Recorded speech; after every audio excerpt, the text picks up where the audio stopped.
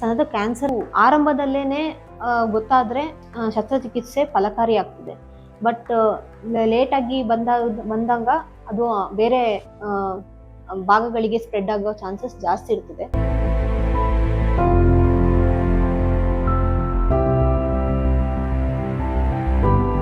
ಈ 35 ವರ್ಷ ದಾಟಿರುವಂತ ಮಹಿಳೆಯರು ಹತ್ರದಲ್ಲಿರೋ ಜನರಲ್ ಸರ್ಜನ್ಗೆ ತೋರಿಸ್ಕೊಳ್ಬೇಕಾಗಿ. ಮೊದಲನೇ ಸ್ಟೇಜ್ ಅಲ್ಲಿ ಎಲ್ಲಾದ್ರೂ ಇದ್ರೆ ಅವೆಲ್ಲ ಕಂಪ್ಲೀಟ್ ಆಗಿ ಕ್ಯೂರ್ ಮಾಡ್ಬೋದು, ಅಂದ್ರೆ ಗುಣ ಮಾಡ್ಬೋದು. ಬಟ್ ಒಂದು ಸತಿ ಬೇರೆ ಇದಕ್ಕೆ ಸ್ಪ್ರೆಡ್ ಆದ್ಮೇಲೆ ಅದ್ರ ಟ್ರೀಟ್ಮೆಂಟ್ ಸ್ವಲ್ಪ ಕಷ್ಟ. ಎದೆ ಹಾಲು ಕುಡಿಸಿದ್ರೆ ಮಗುಗೆ 6 ತಿಂಗಳ ತನಕ ಅವರಲ್ಲಿ ಬ್ರೆಸ್ಟ್ ಕ್ಯಾನ್ಸರ್ ಬರೋ ಸಾಧ್ಯತೆ ಕಮ್ಮಿ ಇದೆ ಅಂತ ಹೇಳಿದ್ದಾರೆ. ವ್ಯಾಯಾಮ ಕಡಿಮೆ ಮಾಡುವಂತ ಹೆಂಗಸರಲ್ಲಿ ಈ ಕ್ಯಾನ್ಸರ್ ಬರುವಂತ ಸಾಧ್ಯತೆ ಜಾಸ್ತಿ ಇದೆ. 50 ವರ್ಷದ 40 ವರ್ಷದ ನಂತರ ಬರುವಂತ ಗಡ್ಡೆಗಳು ಯೂಶಲಿ ಕ್ಯಾನ್ಸರ್ ಆಗಿ ಇರ್ತವೆ. ಸೊ ಸಣ್ಣ ಇದ್ದಾಗ್ಲೇ ಬೇಗ ಬಂದು ತೋರಿಸ್ಕೊಳ್ಳೋದು ಒಳ್ಳೇದು. ಲೇಟ್ ಮಾಡಿದಷ್ಟು ನಿಮ್ಗೆ ಗುಣ ಆಗೋದು ಕಷ್ಟ ಆಗ್ತದೆ. ಕ್ಯಾನ್ಸರ್ ಸ್ಪ್ರೆಡ್ ಆಗಿನ ಮುಂಚೆನೆ ಟ್ರೀಟ್ಮೆಂಟ್ ತಗೊಂಡ್ರೆ ಕಂಪ್ಲೀಟ್ ಗುಣಮುಕ್ತ ಕೂಡ ಆಗಬಹುದು.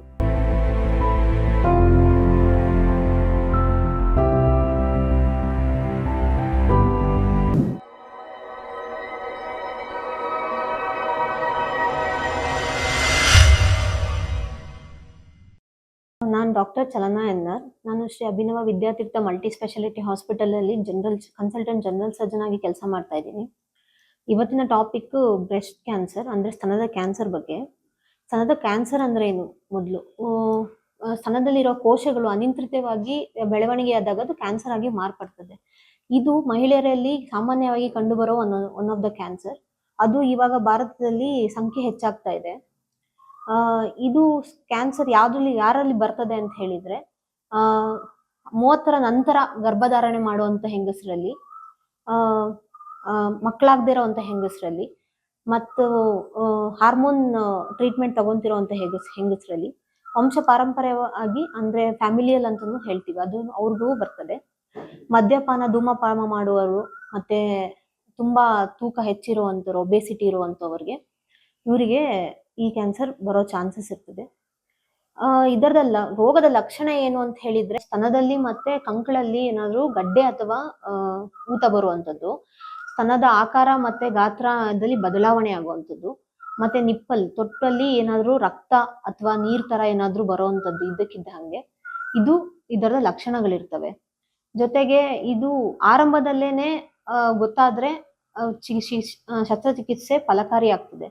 ಬಟ್ ಲೇಟ್ ಆಗಿ ಬಂದಾಗ ಅದು ಬೇರೆ ಭಾಗಗಳಿಗೆ ಸ್ಪ್ರೆಡ್ ಆಗೋ ಚಾನ್ಸಸ್ ಜಾಸ್ತಿ ಇರ್ತದೆ.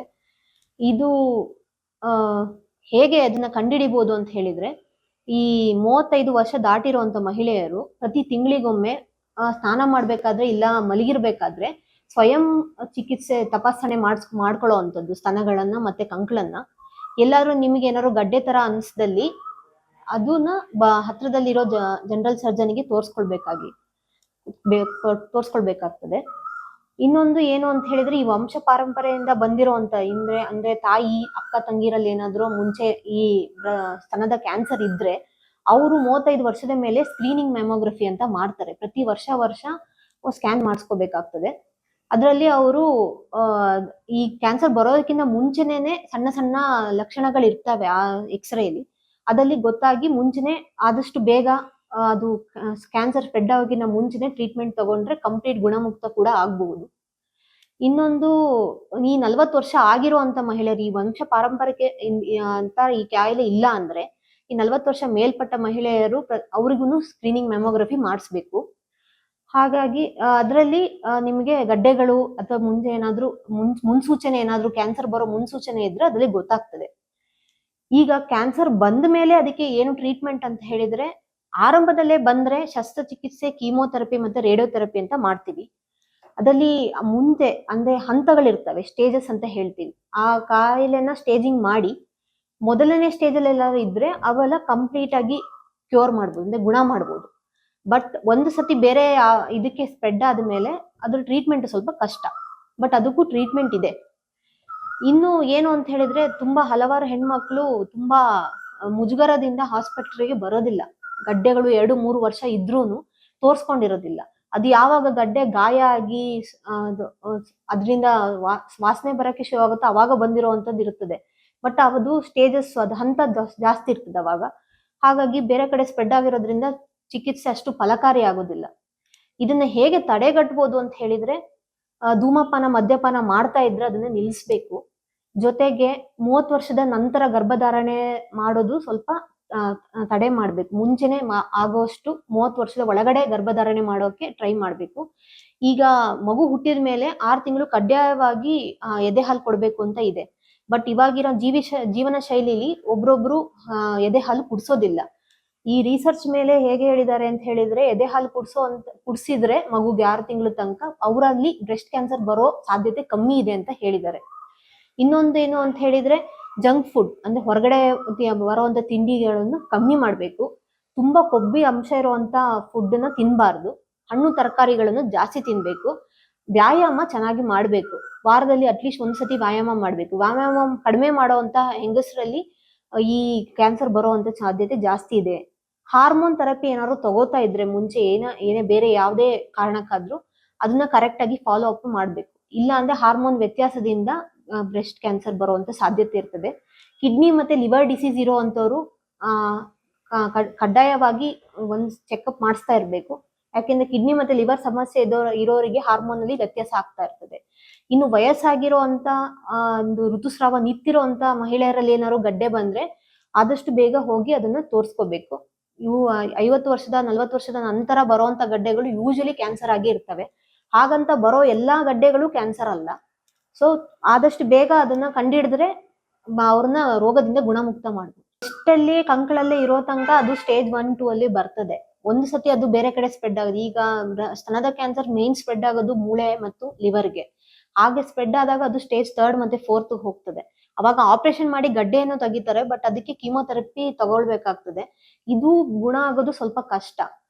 ಯಾಕೆಂದ್ರೆ ಲಿವರ್ಗೆ ಮತ್ತೆ ಬೆನ್ನಿಗೆಲ್ಲ ಸ್ಪ್ರೆಡ್ ಆದಾಗ ಕೊನೆಗೆ ಲಾಸ್ಟ್ ಸ್ಟೇಜಸ್ ಅಲ್ಲಿ ಬ್ರೈನ್ಗೆ ಸ್ಪ್ರೆಡ್ ಆಗೋ ಚಾನ್ಸಸ್ ಇರ್ತದೆ. ಸೊ ಆದಷ್ಟು ಬೇಗ ಬಂದಾಗ ಶಸ್ತ್ರಚಿಕಿತ್ಸೆ ಮಾಡಿ ಸ್ತನ ತೆಗಿತಾರೆ. ಬಟ್ ಇವಾಗ ಸೈಂಟಿಫಿಕ್ ಡೆವಲಪ್ಮೆಂಟ್ಸ್ ಇಂದ ಮತ್ತೆ ಆರ್ಟಿಫಿಷಿಯಲ್ ಆಗಿನೂ ಬ್ರೆಸ್ಟ್ ನ ಮಾಡುವಂತ ಇದು ಶಸ್ತ್ರಚಿಕಿತ್ಸೆಗಳು ಬಂದಿದಾವೆ. ಸೊ ಸಣ್ಣ ಇದ್ದಾಗ್ಲೇನೆ ಬೇಗ ಬಂದು ತೋರ್ಸ್ಕೊಳ್ಳೋದು ಒಳ್ಳೇದು. ಲೇಟ್ ಮಾಡಿದಷ್ಟು ನಿಮ್ಗೆ ಗುಣ ಆಗೋದು ಕಷ್ಟ ಆಗ್ತದೆ. ಬೇರೆ ಕಡೆ ಒಂದು ಸತಿ ಸ್ಪ್ರೆಡ್ ಆದ್ಮೇಲೆ ಟ್ರೀಟ್ಮೆಂಟ್ ಮಾಡೋದಕ್ಕಿಂತ ಅರ್ಲಿ ಸ್ಟೇಜಸ್ ಅಲ್ಲಿ ಕಂಡಿಡಿದ್ರೆ ಉತ್ತಮವಾಗಿರ್ತದೆ. ಜೊತೆಗೆ ಬ್ರೆಸ್ಟ್ ಕ್ಯಾನ್ಸರ್ ಅಂತ ಹೇಳಿದ ತಕ್ಷಣ ಕ್ಯಾನ್ಸರ್ ಅಂತ ಹೆದರ್ಕೊಳ್ಳೋ ಅಂತದ್ದೇನಲ್ಲ. ಅರ್ಲಿ ಸ್ಟೇಜಸ್ ಅಲ್ಲಿ ಬಂದ್ರೆ ಆ ಕ್ಯಾನ್ಸರ್ ಗಳನ್ನು ಗುಣ ಮಾಡ್ಬೋದು. ಹಾಗಾಗಿ ಹಂಚ್ಕೊಳ್ದೇನೆ ಸಣ್ಣ ಗಡ್ಡೆ ಇದ್ರೂನು ಒಂದು ಸತಿ ಅನುಮಾನ ಪರಿಹಾರ ಮಾಡಕ್ಕೆ ಹಾಸ್ಪಿಟ್ಲಿಗೆ ಬಂದ್ರೆ ನಾವ್ ಆ ಗಡ್ಡೆಯಿಂದ ಸೂಜಿ ಪರೀಕ್ಷೆ ಮಾಡಿ ಕಳಿಸ್ತೀವಿ. ಅದ್ರ ಮೇಲ್ಗಡೆ ರಿಪೋರ್ಟ್ ಮೇಲ್ಗಡೆ ಅದು ಗೊತ್ತಾಗುತ್ತೆ ಅದು ಕ್ಯಾನ್ಸರ್ ಅಥವಾ ನಾರ್ಮಲ್ ಬೇರೆ ಗಡ್ಡೆನಾ. ಶೈಲಿಯಲ್ಲಿ ಸ್ವಲ್ಪ ಬದಲಾವಣೆಗಳಿದಾವೆ. ಜೊತೆಗೆ ಊಟದಲ್ಲಿ ಈ ಫುಡ್ ಪ್ರಾಡಕ್ಟ್ಸ್ ಅಲ್ಲಿ ಅಡಲ್ಟ್ರೇಷನ್, ಜೊತೆಗೆ ಈಗ ಮೀಟ್ ಪ್ರಾಡಕ್ಟ್ ಎಂದಿಗೆ ಚಿಕನ್ ಅಲ್ಲೆಲ್ಲ ಸ್ಟೀರಾಯ್ಡ್ ಎಲ್ಲ ಬಳಸೋದ್ರಿಂದ ಹಾರ್ಮೋನ್ ವ್ಯತ್ಯಾಸ ಆಗ್ತದೆ. ಹಾಗಾಗಿ ಹೆಂಗಸರು ಅಂತಾನೆ ಅಲ್ಲ, ಈಗ ಗಂಡಸರಲ್ಲೂ ಕೂಡ ಕಾಣ್ತದೆ. ಬಟ್ ಗಂಡಸರಲ್ಲಿ ಬರೋದು ಚಾನ್ಸಸ್ ಕಮ್ಮಿ ಇರ್ತದೆ. ಈಗ ಹಾರ್ಮೋನ್ ಥೆರಪಿ ಅಂತ ಮಾಡಿಸ್ಕೋತಾರೆ. ಈಗ ಮುಟ್ಟು ನಿಂತ ಮೇಲೂನು ಅವರು ಇದು ಜಾಸ್ತಿ ಏಜ್ ಬೇರೆ ಬೇರೆ ಸಿಂಪ್ಟಮ್ಸ್ ಬರ್ತವೆ. ಎದೆ ಬಡ್ಕೊಳ್ಳೋದು ಈ ತರ ಎಲ್ಲ. ಅವೆಲ್ಲ ಕಮ್ಮಿ ಆಗ್ಬೇಕು ಅಂತ ಹಾರ್ಮೋನ್ ಸಪ್ಲಿಮೆಂಟ್ ಹೊರಗಡೆಯಿಂದ ತಗೊಳ್ಳೋಂತ ಇದಿರುತ್ತೆ. ಆತರ ತಗೊಳ್ಳೋರ್ಗು ಈ ತರ ಕಾಯಿಲೆಗಳು ಬರ್ತವೆ. ಅದನ್ನು ಡಾಕ್ಟರ್ ಹತ್ರ ಕನ್ಸಲ್ಟ್ ಮಾಡಿ ತಗೊಳ್ಳೋದು ಒಳ್ಳೇದು. ಅವ್ರವರೇ ಓವರ್ ದ ಕೌಂಟರ್ ಪ್ರಿಸ್ಕ್ರೈಬ್ ಮಾಡಿ ತಗೊಳ್ಳೋ ಬದಲು ಹಣ್ಣು ತರಕಾರಿಗಳು ಜಾಸ್ತಿ ತಿನ್ಬೇಕು. ಜೊತೆಗೆ ಕೊಬ್ಬಿನ ಅಂಶ ಜಾಸ್ತಿ ಇರುವಂತ ಪದಾರ್ಥಗಳನ್ನ ಆದಷ್ಟು ಅವಾಯ್ಡ್ ಮಾಡ್ಬೇಕು. ಮತ್ತೆ ಅಟ್ಲೀಸ್ಟ್ ದಿನ ವ್ಯಾಯಾಮ ಮಾಡಕ್ ಆಗಿಲ್ಲ ಅಂದ್ರೂ ವಾರದಲ್ಲಿ ಒಂದ್ಸತಿ ಆದ್ರೂ ವ್ಯಾಯಾಮ ಮಾಡ್ಬೇಕಾಗಿ ಬರ್ತದೆ. ತೂಕನ ಜಾಸ್ತಿ ವೇರಿಯೇಷನ್ ಆಗದಿರೋಂಗೆ ನೋಡ್ಕೊಂಡ್ರೆ ಈ ಕಾಯಿಲೆಗಳನ್ನ ಸ್ವಲ್ಪ ಅವಾಯ್ಡ್ ಮಾಡ್ಬೋದು. ಅದು ವಂಶ ಪಾರಂಪರೆಯಿಂದ ಬಂದಿದ್ರೆ ಅದಕ್ಕೆ ಬೇರೆ ಬೇರೆ ಟೆಸ್ಟ್ಗಳಿದ್ದಾವೆ, ಜೆನೆಟಿಕ್ಸ್ ಟೆಸ್ಟ್ ಎಲ್ಲ ಮಾಡ್ತಾರೆ. ಅದನ್ನ ಪ್ರಿವೆಂಟ್ ಮಾಡೋಕೆ ಇದಿದೆ. ಬಟ್ ಅವರಿಗೆ ಬರೋ ಚಾನ್ಸಸ್ ಜಾಸ್ತಿ ಇರ್ತದೆ. ಬಟ್ ಇಂಡಿಯಾದಲ್ಲಿ ಇವಾಗ ವಂಶ ಪಾರಂಪರ್ಯಕ್ಕಿಂತ ನಾರ್ಮಲ್ ಆಗಿ ಬರೋರಿಗೇನೆ ಜಾಸ್ತಿ ಇದೆ ಕ್ಯಾನ್ಸರ್. ಏನಕ್ಕೆ ಅಂದ್ರೆ ಫುಡ್ ಪ್ರಾಬ್ಲಮ್.